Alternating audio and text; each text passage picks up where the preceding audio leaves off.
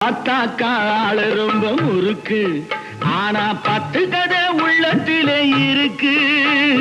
பார்த்தாக்கா ஆளு ரொம்ப முறுக்கு, ஆனா 10 கதை உள்ளத்திலே இருக்கு. தண்ணியிலே மீனுண்டு, தரையிலே மானுண்டு, மாட்டி வச்சா தீர்ந்து விடும் கணக்கு.